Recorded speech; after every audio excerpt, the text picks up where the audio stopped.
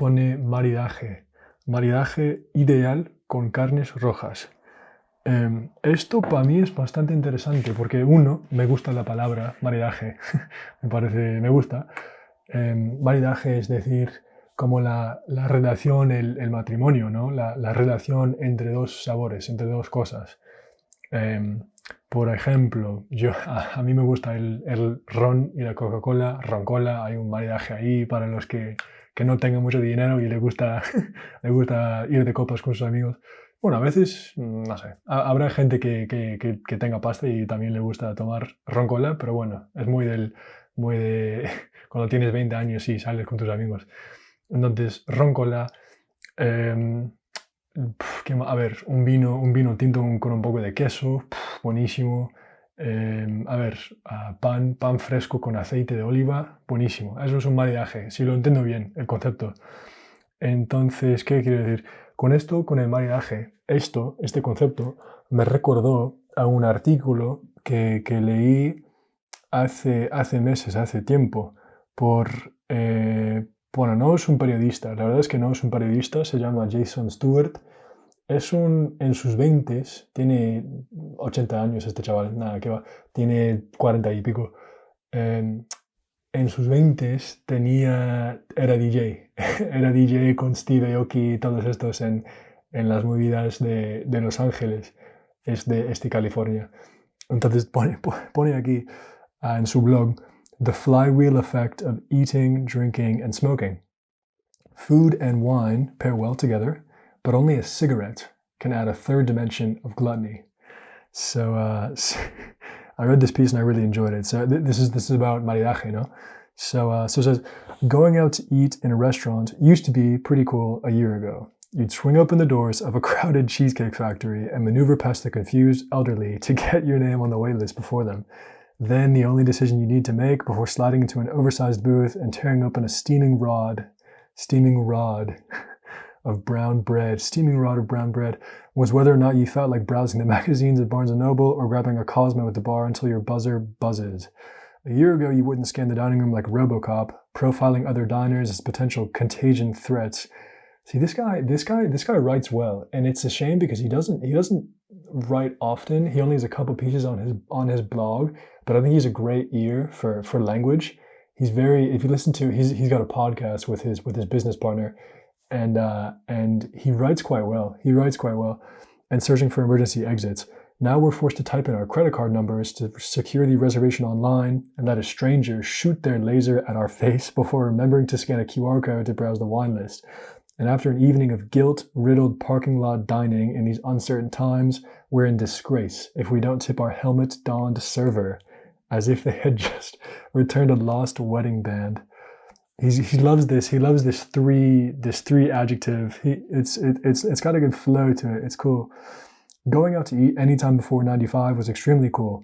95, if you don't, to make sure everyone knows, in English and in French, I think, and maybe in Spanish too, you don't have to say I was born in 1935. In 1976. You can say it, but also in natural flow, you can in 95 aussi en français. Cet album de 95. No, you don't have to say 1900. J'écoute souvent le français. Ce sont des pièces que j'ai chinées à droite à gauche, à l'étranger, sur des vides-greniers, des fois des bonnes surprises. Même hier avec Philippe, on se baladait et on était dans une brocante avec des meubles, des objets vintage et boum, je tombais sur un sac banane Quicksilver des années, je pense, qui doit être de début 90. Et quand on est revenu ici à Cita, boum, j'ai directement mis un label, une étiquette, et là, il est en vente. Donc, aussi en español, de 90 y misma cosa. Entonces eso, en inglés no hace falta 1990, in the 60s, in the 70s, in the 95, was extremely cool. I can only speculate from film and TV because in addition to being the year that California banned smoking in restaurants, it was also a year where the coolest dining experience I personally participated in was visiting my local Chili's. Chili's, if you don't know, is a restaurant that transitioned from a splashy suburban cantina riding high off baby back ribs to a neutered airport grab-and-go during the course of my lifetime. 25 years ago, it was a place where people actually wanted to hang out, maybe even get hammered. I wasn't old enough to partake in any restaurant smoking myself, so I'm forced to go off of what I've seen on television. Carrie Bradshaw holding her Marlboro to Big's mouth while his hands lay indisposed, cross-contaminated with uncooked veal. Don Draper lighting up between rounds of oysters, Roger telling his server to not let him see the bottom of his martini glass. Scar Joe bopping down to the Park Hyatt Tokyo lounge for a lost in translation puff and a handful of mixed nuts. Pure, unadulterated, carcinogen permeated pleasure. Jesus Christ. Pure, unadulterated, carcinogen permeated pleasure. I think that's cool. I like how that sounds. You might find it sort of, what's it called? Flowery, floral. I think there's a more specific word for floral. I think it's floral. I like that. I think that sounds nice. Pure, unadulterated, carcinogen permeated pleasure. That sounds like a. I sound lame as hell saying this. That sounds like a bar, like a rapper would say that. Carcinogen permeated. When I moved to LA in the mid-2000s, there were a few dive bars here and there that would still let people smoke inside. Some of them had an understanding with the police, some found a loophole in the law, and some of them just said, fuck it, it's the only reason people still come here. Eventually the gig was up, the war on smoking indoors was over, and despite looking hotter and having more fun, the Allied forces of SIG the Allied forces of SIG were inevitably outnumbered by the lily-livered gum chewers. I paid my respects and accepted the new normal, and then I discovered Koreatown. That might be, no offense to this guy, that might be stronger, period. And then I discovered, anyway, up to him. My friends and I stumbled upon the now closed all-you-can-eat Korean barbecue hall called Taho Galbi.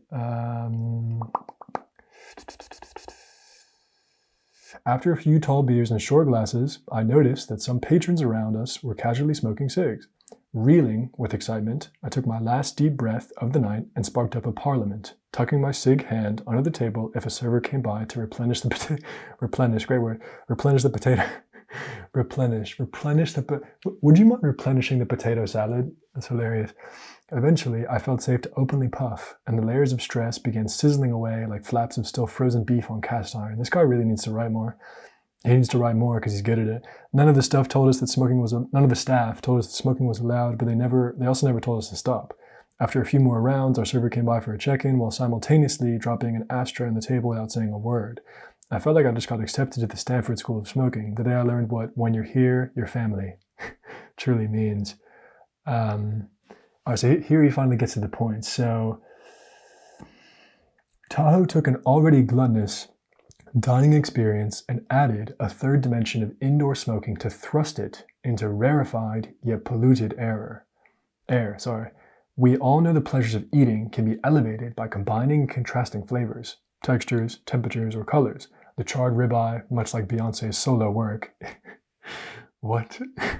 It's simply better when served alongside a bold red or neat bourbon, steaks Kelly and Michelle. That sentence is ridiculous.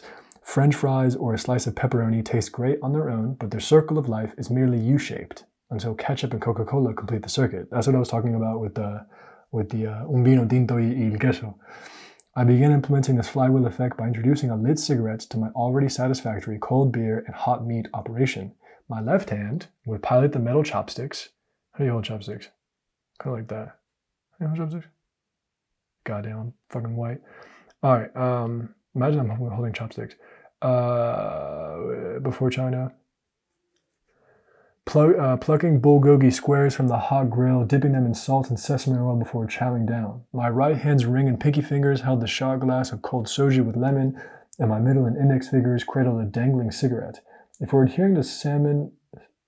That can't be... I'm sorry, I was thinking about food. I'm not that stupid. Salmon, must be salmon. Samin. Nosrats, salt, fat, acid, heat, formula for mastering the elements of good cooking, then this had it all and more. What propels this ceremony to elite levels of gluttony? I will say, as a writer who wants to improve his craft and is trying to work on his on the way I use language and the way I write. I will say he's used gluttony 4 or 5 times now, and I think that is one thing I've noticed in my own writing as well. I think the guys who really have the people who have really mastered the craft, you don't see repetitive words. You don't, even if it's a word that you think, no big deal, I can use that twice. They find a way around it. So that's too many times for gluttony.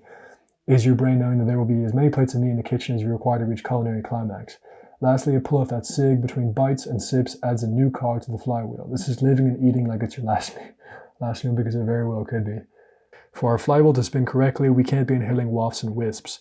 Our cigs need to sing from the diaphragm like a Paramore a cappella to ensure that our lungs are sufficiently saturated with smoke. Repeat this process until you begin slightly levitating out of your seat and you're able to see the physical manifestation of people's auras around you. Unless you're Italian, exercise caution while attempting this style of advanced eating. Do the Italians smoke cigs better than the French? Or who smokes the cig? Who's better at smoking cigs? It's a good question.